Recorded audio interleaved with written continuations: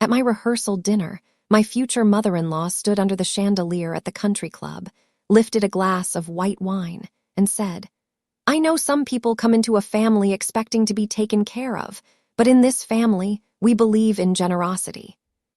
Everyone laughed politely because they thought she was being charming.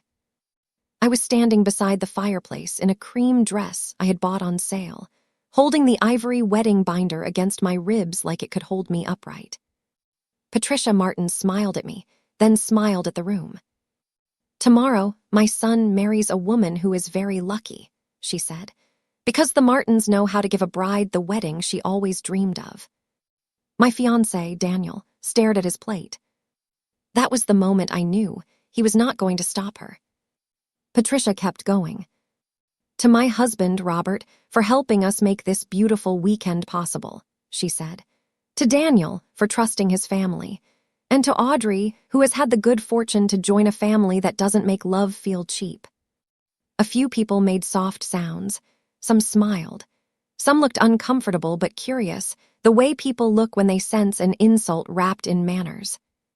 Then Patricia tilted her head and added, "No one likes the word gold digger, of course, but sometimes a mother simply has to protect her son." The room did not go silent all at once. It thinned. Conversation fell away table by table until I could hear ice shifting in the water pitcher. My father looked like he might stand up. I shook my head once. I had spent 41 years learning what a public scene costs a woman. If you cry, you are unstable. If you shout, you are guilty. If you leave, they call it proof. So I did not cry, shout, or leave. I opened the ivory binder. Inside were 47 vendor invoices, every one of them paid from my account. The country club deposit, the photographer, the florist, the quartet, the cake, the rehearsal dinner, the upgraded linens Patricia said would look better in pictures. The welcome bags she told me were a Martin tradition. The extra bar package Robert had bragged about all night. 47 invoices. $28,640. All paid by the woman she had just called a gold digger. I did not open the binder right away because silence can be useful for a few seconds. It lets people hear what was said. It lets a lie stand on its own legs long enough to wobble.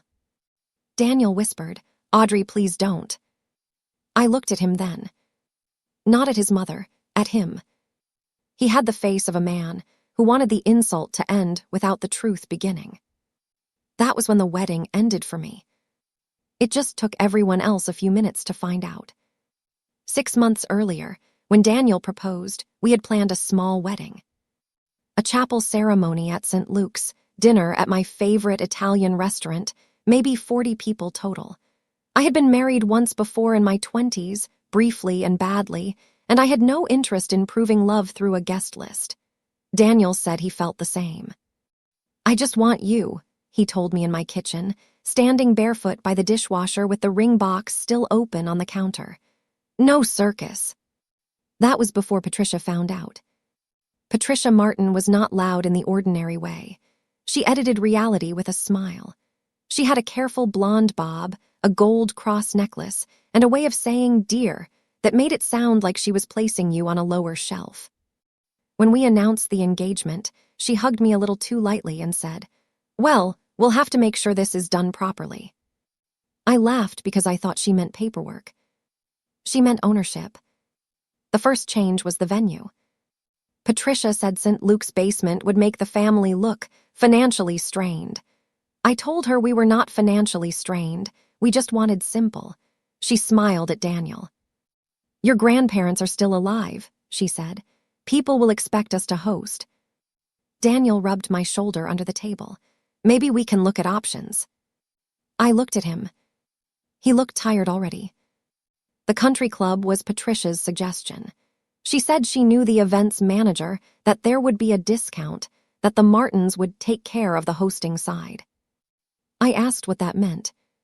She waved a hand. "Don't worry about the words, Audrey. You do corporate events, don't you? You understand how these things work." I did. I was an events coordinator for a medical device company in Columbus. I knew how deposits worked. I knew that people who say, "we'll take care of it," often mean someone else will sign. The first invoice came to my email because Patricia said the country club needed the bride's contact for the tasting. Deposit due, $4,000. I forwarded it to Daniel. He called me from his truck.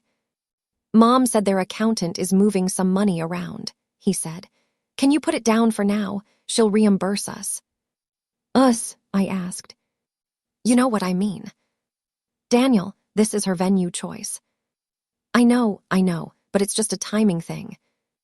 I paid because the date would disappear in 48 hours, and because I still believed temporary meant temporary.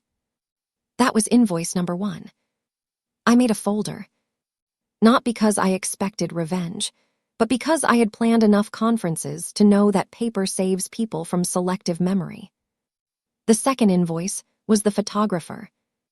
Patricia wanted a man named Ellis Crane who had photographed 3 country club weddings and 1 charity gala. His package was nearly double the photographer I had chosen. He understands legacy families, Patricia said. My family doesn't have a legacy, I said. She looked at me over her readers. Exactly. Daniel told me later I had taken it wrong. She just means their style is different. Daniel, she means my family looks cheap. He kissed my forehead. She's nervous. She wants everything perfect. I paid the photographer deposit after Patricia texted me, please handle today so we don't lose him.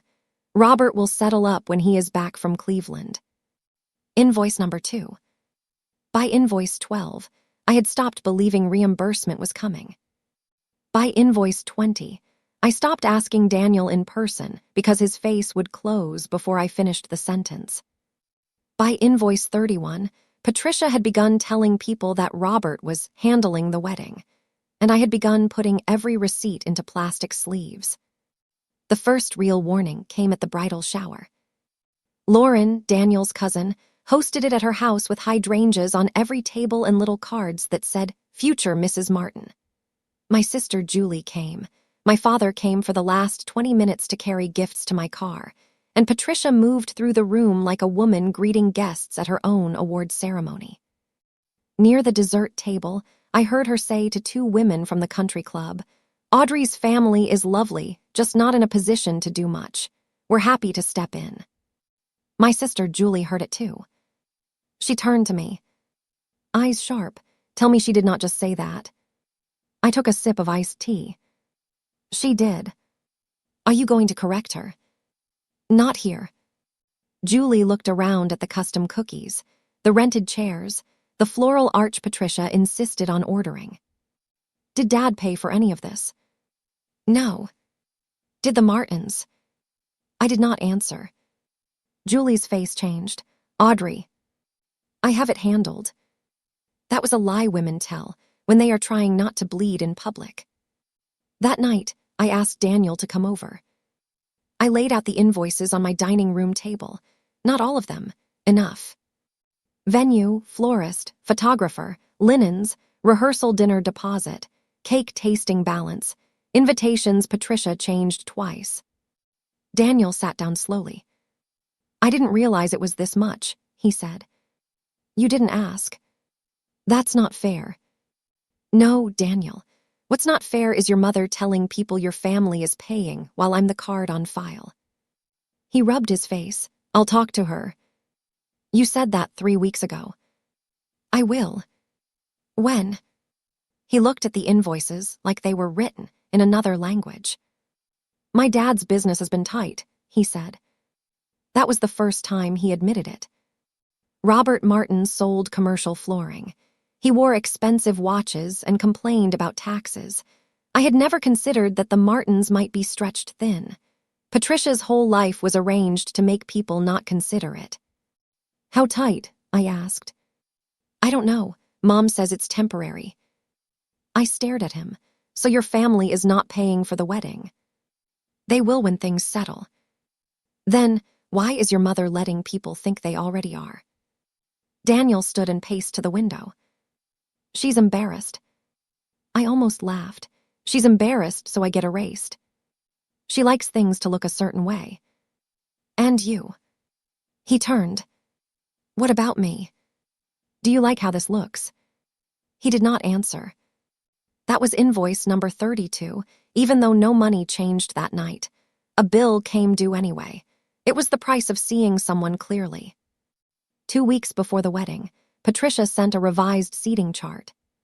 She had moved my father from table 2 to table 7 because Robert's golf friends needed better placement. She put my sister near the kitchen doors. She added 12 people I had never met. I called her. Patricia, you cannot add 12 guests without asking me. She laughed softly. It's a wedding, dear. People expect some flexibility. The final count affects the catering balance. Yes, and Robert is aware. Robert hasn't paid any of the catering balance. There was a pause. Then she said, I don't appreciate your tone. I don't appreciate getting invoices for your guest list. Her voice cooled. You know, Audrey, money has a way of revealing people. Yes, I said, it does. The next morning, I received an email from the country club events manager, Jenna. Hi, Audrey, per Patricia's request, attaching the updated balance summary. She asked that the family hosting credit remain under Martin family event account for signage purposes, but billing contact remains you unless otherwise updated. I read that sentence 4 times. Family hosting credit. Billing contact remains you. Patricia had not only been letting people assume, she had asked the venue to make the lie visible. I forwarded the email to Daniel. He replied 27 minutes later. Mom is trying to keep things smooth. Please don't make this a thing before the wedding. I printed that too. The binder got heavier. The rehearsal dinner was held the night before the wedding in the country club's oak room. Patricia picked the oak room because it had dark wood walls, brass sconces, and portraits of men who looked like they had never split a check in their lives. I had wanted pizza after the church rehearsal. She said pizza was for youth groups. I arrived in a cream dress and low heels. My hair was pinned back. I wore my mother's small pearl bracelet because she had died when I was 29, and I wanted something of hers close to me. Daniel kissed my cheek at the door. You okay? He asked. I'm here. That's not what I asked. It's the answer I have. He looked at the binder under my arm. What is that? Wedding paperwork. Tonight. Especially tonight. His jaw tightened, but guests were walking in behind us, so he smiled. The first hour was polite. Robert told my father the club had treated us well. My father, a retired postal worker who could detect nonsense faster than anyone I knew, said, That's so. Julie stayed close to me. She had worn red lipstick like armor. If she says one thing, she whispered, I will become a local incident. You won't. Don't test me. Patricia had arranged place cards. Mine said Audrey Wells, not Audrey Martin or Bride. Daniel's said Daniel Martin. I noticed, then let it go because not every small insult deserves oxygen. Dinner was chicken with lemon sauce, roasted potatoes, green beans, and rolls that looked better than they tasted. Patricia complained quietly that the wine pour was uneven. Robert told a story about Daniel winning a scholarship. Daniel laughed at the right parts. I watched him and wondered when his quietness had stopped seeming gentle and started looking like surrender. After dessert, Patricia stood. She did not tap a glass. She waited until people noticed. That was more effective. Before tomorrow's beautiful day, she said, I want to say a few words. Daniel reached under the table and squeezed my hand. Not a warning, a request. Please let her. I pulled my hand away gently. Patricia thanked the out-of-town guests. She thanked the country club. She thanked Robert for stretching himself, as fathers do, to make a son's wedding memorable. Robert lifted his glass, looking pleased and nervous. Then she turned toward me. When Daniel first brought Audrey home, Patricia said, I wondered whether she understood what family means to us. We are protective people. We give deeply. Sometimes that attracts people who enjoy being given to. My father set down his fork. Patricia smiled at him as if he were a child. But I have learned that generosity is our Martin burden, she continued. We open doors, we cover costs, we welcome people into rooms they may not have entered alone. I felt Julie inhale beside me. Daniel whispered, Mom. Patricia heard him and ignored him. No one likes the word gold digger, of course, she said, but sometimes a mother simply has to protect her son. There it was. Not implied, not softened, not hidden behind different background or family standards. Gold digger. In front of my father, my sister, my coworkers, Daniel's relatives, the venue staff, the woman who had my card on file. I looked at Daniel. His face was pale, but he did not stand. He did not say, she paid. He did not say, stop. He said, Audrey, please don't. And every invoice in that binder became lighter. Because the burden was no longer mine to carry. I stood slowly. Patricia's smile froze. I need to correct the record, I said. My voice was not loud. It did not need to be. The Oak Room was listening. Daniel reached for my wrist. I stepped back. No. It was one word, and it changed the room more than any speech could have. I opened the binder on the table beside me. This is the venue deposit, I said, lifting the first page. Paid by me on March 12, $4,000. Patricia laughed once. Audrey, don't be tacky. I agree, I said. Public lies about money are tacky. Robert's face reddened. I turned the page. Photographer deposit, paid by me. Florist, paid by me. Quartet, paid by me. Linens, tableware upgrades, welcome bags, invitation revisions, rehearsal dinner deposit, paid by me. Jenna, the events manager, had been standing near the service door with a clipboard. Her eyes met mine. She knew. Of course she knew. Event staff always know who signs. Patricia's voice sharpened. You were reimbursed. No. Robert handled. No, I said again. The second no was easier. I slid the summary page onto the table. 47 invoices. Total paid from my account, $28,640. Outstanding balances due tomorrow morning, $18,200. My card is currently on file because Patricia asked the venue to keep Martin family as the visible host while billing me privately. The last part moved through the room like a draft. My father stood then, not dramatically.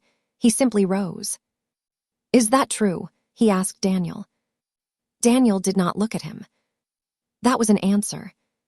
Patricia pointed at the binder. This is exactly what I mean. You kept a ledger against your future family. I kept invoices for a wedding I was paying for. You wanted control. I wanted honesty. Daniel finally spoke. Audrey, we can talk about this outside. I looked at him. We could have talked about it for 6 months. His mouth closed. I turned to the email tab. This is from Jenna at the country club. Patricia requested that the hosting credit remain under Martin family event account for signage, while billing stayed with me. Jenna stepped forward, just enough to be heard. I can confirm that email is accurate, she said. Patricia whipped around. That is private client information. Jenna stayed professional. Audrey is the billing client. It was a small sentence, clean as a blade. Audrey is the billing client. I almost thanked her. Instead, I turned to the next page. And this, I said, holding Daniel's email, is Daniel's reply when I sent him the proof 2 weeks ago. Mom is trying to keep things smooth. Please don't make this a thing before the wedding. Daniel closed his eyes. Patricia said, You printed private emails. I printed the ones that explained why you felt safe humiliating me. Julie whispered, Good. My father said nothing. His silence had weight. He was the kind of man who used words sparingly because he believed they should cost something. Robert cleared his throat. Audrey, this is a misunderstanding. No, Robert. A misunderstanding is one unpaid invoice. This is 47. Somebody at the back of the room murmured, My God. Patricia's face changed then, not into remorse, into calculation. She lowered her voice. Think very carefully about what you are doing. Tomorrow is your wedding. I closed the binder. No, I said. Tomorrow was my wedding. The room seemed to lean toward me. Daniel stood. Audrey. I took the engagement ring off. It felt strange, not painful in the way I expected, more like removing a bandage from skin that had already healed underneath without me noticing. I set it beside his water glass. I will not marry a man who lets his mother call me a gold digger for paying his bills. He looked at the ring like it had betrayed him. Patricia whispered, "You are making a spectacle." "No," I said. "You made the spectacle, I brought receipts." That sentence did not feel clever when I said it. It felt necessary. I turned to Jenna. "I'll meet you in your office in 10 minutes to remove my card from any remaining balances and discuss what can be canceled or converted under the contract." Jenna nodded once. "Of course." Patricia's composure cracked. "You can't just cancel everything." "I'm not canceling everything. I'm canceling my participation in the lie." Robert stood halfway. "The guests are already here." "They can still be fed tonight," I said. "The rehearsal dinner is paid for." Daniel looked at me. "And tomorrow?" "That is your family's decision now." He shook his head. "You can't do this." "I can. I signed the contracts." He had no answer because he knew it was true. My father walked to me and took the binder from the table. "I'll carry this," he said. It was the first time all night I almost cried. Not because I needed carrying, because somebody had finally noticed the weight. Julie took my coat from the chair. We walked out through the side hallway, not the grand staircase Patricia had wanted for photos. Behind me, voices rose, then fell. A chair scraped. Patricia said my name once, sharp and useless. I did not turn around. In Jenna's office, under fluorescent lights that made everything honest, we went through the contracts. The venue deposit was non-refundable. The catering balance had not been charged. The flowers were already paid and scheduled for delivery. The photographer's final balance was due by noon. The quartet could be canceled with partial loss. The cake was paid. The bar package was not. Jenna was calm, which I appreciated. "I'm sorry," she said. "You didn't do this." "No," she said, "but I've seen versions of it." I signed the cancellation forms for the ceremony and reception under my name. I authorized the venue to use the prepaid food from certain deposits for a smaller brunch the next morning for my out-of-town relatives and anyone from my side who had already traveled. Patricia's guest list and the Martin family add-ons were not covered unless the Martins provided payment. "Will you need security?" Jenna asked. I almost smiled. "No, just paperwork." My father sat beside me. Julie stood behind my chair with her hands on my shoulders. At 9:42 p.m., I sent a message to the guest list from the wedding email address. "The wedding scheduled for tomorrow between Audrey Wells and Daniel Martin will not take place. I apologize to everyone who traveled. The ceremony and reception have been canceled. If you are part of Audrey's family or personal guest list and need assistance with travel changes or tomorrow's brunch, please contact Julie at the number below." No accusations. No details. No with a heavy heart. A heavy heart still deserves clear communication. Daniel called 12 times. I did not answer. He texted at 10:18. "Please come back. Mom is devastated." I stared at the message in Jenna's office. Then I wrote, "Your mother called me a gold digger in front of my father while I was paying for the wedding. If she is devastated, she can start with the invoice summary." He replied, "I was going to fix it after the wedding." That was the sentence that ended the last small ache. After the wedding. After the photos. After the vows. After my name changed. After I became easier to pressure. After the public story was already set. I wrote, "You were going to benefit from it after the wedding." Then I blocked him for the night. The next morning, I woke in the hotel room I had booked for myself before Patricia insisted I use the bridal suite. I had not slept much, but I felt strangely clean. My phone had 86 messages. Some were kind, some were curious, some were dressed-up gossip. Patricia sent one from Robert's phone because I had blocked her number after the third voicemail. "You have destroyed Daniel's life over money." I replied, "No, I ended an engagement over character." Then I blocked Robert too. The brunch was held in the same country club, but not in the ballroom. Jenna moved us to a smaller room with windows facing the golf course. My side of the guest list came. My father's sister, 3 cousins, my sister, 2 coworkers, my neighbor Mrs. Alvarez, who had brought me soup after my divorce years earlier and had insisted on attending the wedding because, as she put it, second chances need witnesses. I wore a navy dress instead of white. The flowers from the canceled reception were placed on the tables because they had already been paid for. They were beautiful. Cream roses, blue thistle, eucalyptus. Patricia had chosen them to photograph well, but they looked better in a room where no one was lying. We ate eggs, fruit, toast, and the cake that was supposed to be cut in front of 200 people. Julie raised a mimosa. "To Invoices," she said. My father gave her a look. She lowered the glass a little. "To Audrey." That was better. I thanked everyone for coming. I apologized for the disruption. My father stood and said, "You don't apologize for leaving a fire." I sat down quickly, because that was the kind of sentence that could undo me. Across the club, the Martins tried to hold some version of a gathering. I learned that later from Daniel's cousin, Lauren, who sent me a message 2 days afterward. "I'm sorry. I believed what Aunt Patricia said. Then I saw the staff removing the Martin family sign because no final payment had been made. That told us enough." The Martin family sign. I had forgotten about that. A white acrylic sign with gold letters Patricia had ordered through the stationer. She had wanted it at the entrance to the ballroom. Hosted by the Martin family.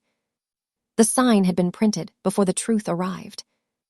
The venue staff took it down before the unpaid reception could begin. That image did not make me happy exactly, but it felt accurate. In the week after, stories came from all directions. Patricia told people I had been unstable since my first marriage. Robert told Daniel's uncle I had used money as a trap. Daniel told mutual friends he had been blindsided, which was almost funny considering the binder had sat on my dining table in front of him. But documents have a quiet patience. Julie had taken one photo in Jenna's office with my permission. The invoice summary, totals visible, vendor names partially covered. When Patricia implied online that I had taken advantage of a generous family, Julie posted one sentence. "Audrey paid the wedding vendors. Please stop lying." She did not post the photo. She did not need to. 3 people who had been at the rehearsal dinner commented with enough carefully worded confirmation that Patricia deleted her post within an hour. Daniel came to my apartment 4 days later. I saw him through the peephole, holding the ring box. He looked tired and smaller without the suit. I opened the door but kept the chain on. "Audrey," he said. "Daniel. I'm sorry." "For what?" He looked startled, like apology was supposed to be a key, and I had asked him to name the lock. "For everything." "That's not an answer." He swallowed. "For not stopping her." I waited. "For letting you pay." I waited again. "For knowing she was telling people we were covering it and not correcting her." That one mattered, not enough but more. "Why didn't you?" I asked. He looked down the hallway. "Because if I corrected her, she would fall apart. And if she fell apart, my dad would get mad. And if Dad got mad, everything would become my fault. So you made it mine." His eyes filled. "I didn't think of it like that." "I know." That was the problem. He had not thought of it at all. Not while I paid. Not while his mother spoke. Not while I stood in that room with my father listening. He held up the ring box. "I don't expect you to put it back on today, but maybe after time. No. He flinched. I was not cruel. I was clear. I can forgive panic, I said. I can forgive embarrassment. I can even forgive debt. I cannot marry someone who uses my silence as a payment plan. He stared at me. I loved you, he said. I know. Did you love me? Yes. Then how can you just stop? I looked at him through the chain. I didn't just stop. I stopped one invoice at a time. That was the first time he looked like he understood what the money had really measured. Not dollars. Warnings. The practical consequences took months. I sold the wedding dress on consignment. I donated the flowers to a hospice facility. The photographer applied part of the deposit to a family portrait session for my father and sister. The quartet kept their fee. The cake was eaten by people who loved me. I did not get back all the money. I got back myself. Patricia mailed a letter in June. 3 pages, handwritten on thick cream paper. She said she had been under stress. She said weddings bring out old fears. She said she had worried Daniel would be financially overpowered because I was more established in my career. She said the phrase gold digger had been unfortunate. She said she hoped, in time, I would understand a mother's instinct. She did not say she lied. She did not say she used my money to stage her family's generosity. She did not say she watched my father hear his daughter humiliated and chose her image anyway. I put the letter in the binder behind the invoices. Not as proof for anyone else. As a reminder for me. A month later, Robert sent a check for $5,000. Memo line, wedding misunderstanding. I held it over the trash, then stopped. My father said, cash it. It says misunderstanding. Money doesn't care what he wrote on it. So I cashed it and wrote in my spreadsheet, partial repayment, not apology. Daniel moved out of his parents' orbit slowly, according to mutual friends. I wished him well from a distance. Not because he deserved my protection, but because I did not need his ruin to prove my choice was right. Patricia's reputation shifted in smaller ways. She was not cast out of society. Real life is not a movie. She still went to charity lunches. She still wore pearls. But people stopped accepting her version of events without checking the seams. The country club did not offer to host her garden committee fundraiser the next year. Jenna left the venue for a better job and sent me a holiday card with only 3 words written inside. Hope you're well. I was. Not immediately, not every day. But slowly. In September, I deleted the wedding email account from my phone. It asked, "Are you sure?" I said yes out loud. Then I moved the ivory binder to the top shelf of my closet. I did not need it on my desk anymore to believe myself. But I kept it. Not because I planned to use it again. Because there was a time when that binder was the only room where the truth had not been rearranged for Patricia Martin's comfort. Sometimes people ask if I regret opening it at the rehearsal dinner. I regret paying the second invoice. I regret explaining instead of insisting. I regret confusing Daniel's avoidance with peace. I regret every time I made myself smaller so his mother could feel elegant. But I do not regret the binder. I do not regret my father seeing the truth before I walked down an aisle built on lies. I do not regret canceling a wedding that had already become a performance for everyone except the bride. Patricia called me a gold digger because she thought shame would keep me quiet. She forgot something simple. Gold diggers take what belongs to other people. I was the one who brought receipts for what they had taken from me. I did not ruin the wedding. I only stopped financing the story they wanted to tell about it.